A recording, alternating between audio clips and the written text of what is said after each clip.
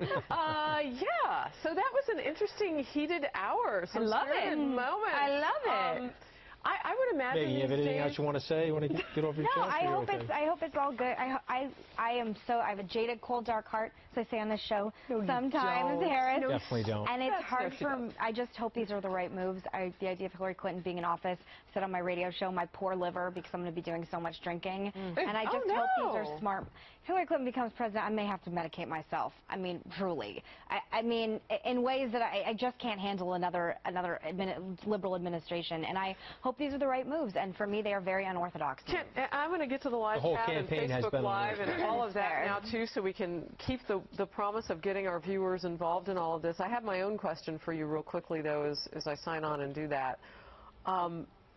Do you think it was helpful for Donald Trump to talk about how wonderful his life is going to be if he doesn't win in November? Yeah, see, I think that was an unforced error, obviously, and I think Can I defend that? Yeah. Well, I want to hear from Anthony, but many candidates have done that. He's inside the campaign. I think here's what happens, and we're part of the media, whether we like it or not, but as a candidate, it's a 24/7 experience of these sorts of spotlights.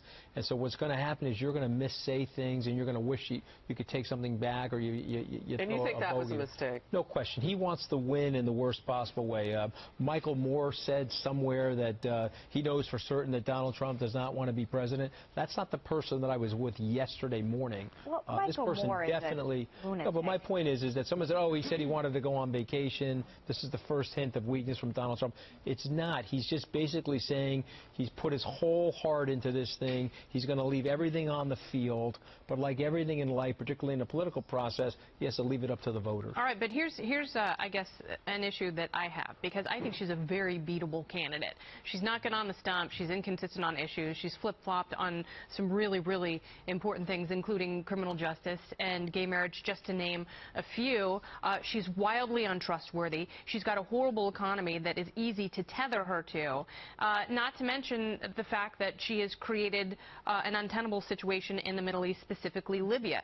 Given all of that, and given the fact that you say 70% of the country thinks that we're going in the wrong direction, and they're dissatisfied with that direction, why isn't it closer? Why isn't he ahead? Because her voting base is reliant on her and some of those policies. So if you look at the 2012 election, Mr. Romney won 23 or 24 states.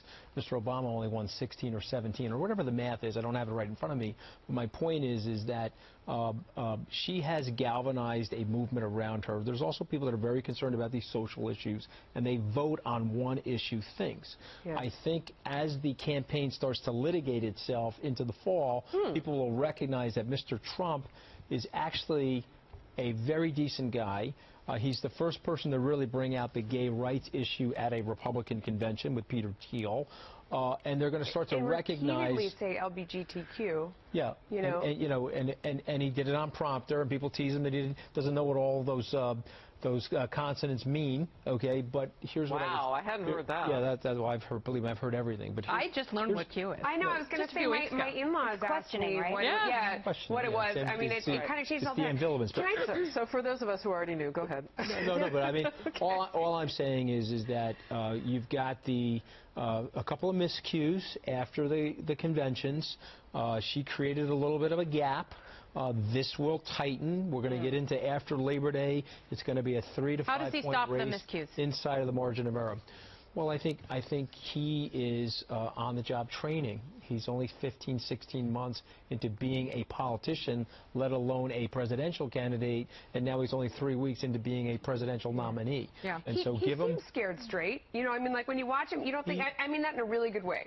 Like, I mean, I think that he seems like the past couple weeks have taken him aback. And I want to defend Mooch for a second because it was a very heated time here on the couch, which is fabulous. And, you know, we want to hold everybody's feet to the fire.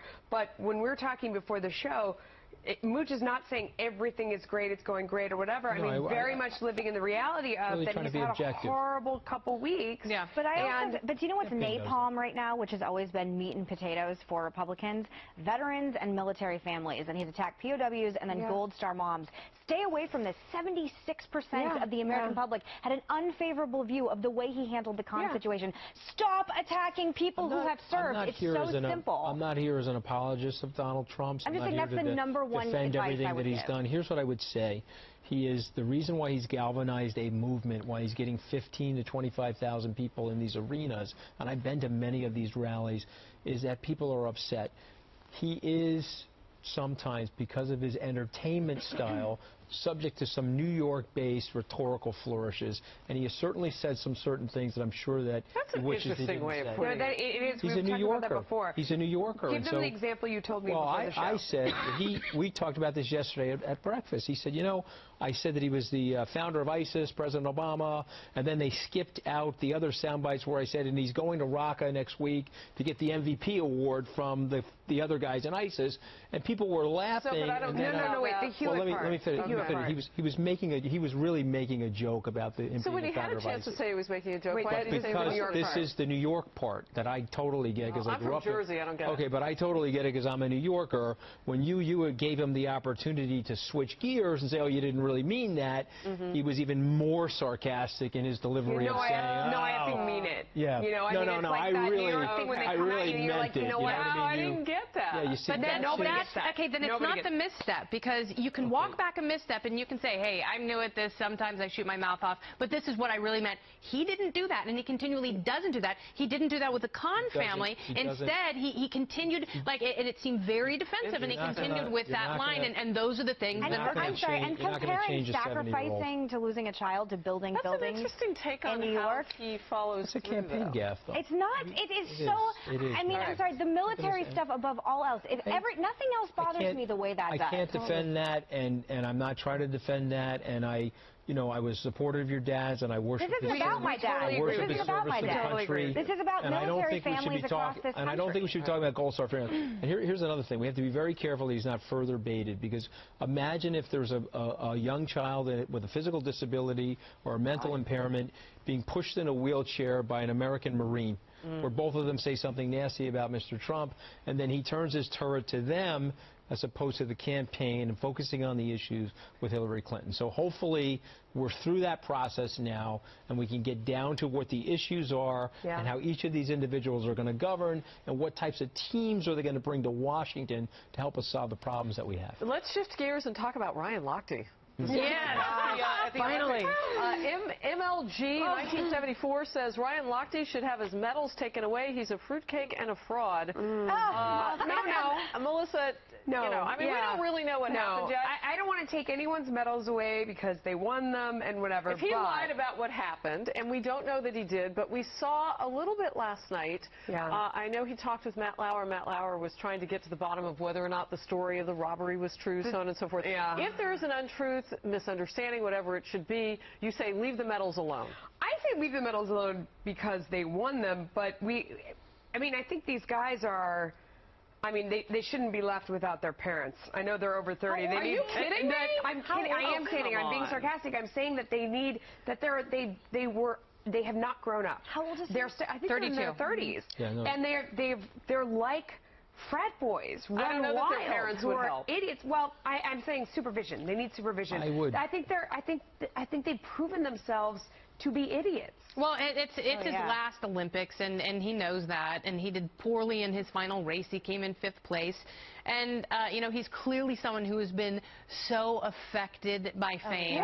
And he does goofy things, and he says goofy things. But this is a Johnny fantastic... Manziel of swimming. He really is. I mean, but in a lot of ways. And this is a great chance for other athletes to learn from this. That you don't make something up and put other people's well-being and safety in jeopardy to save your own carcass. Way to represent America overseas at the Olympics. Yeah, what a distraction. I mean, in an Olympics where American athletes have been doing a phenomenal job. I mean, yesterday with the 100-meter women's final, USA took gold, silver, and bronze. You know, that's a performance that has never, that's the first time that's happened for an Olympic track team in that event. And there are so many superstars who have done, you know, like Simone Biles. Yeah. Single-handedly changed She's like gymnastics in this country. Right after it happened, they asked her about this, and it was interesting. I mean, she really showed her maturity because she said, well, you know, I guess at the bottom line is that everything turned out okay and nobody got hurt. She like 18. And that was before we even knew anything was going on. Now, again, we don't know the whole story, but it does.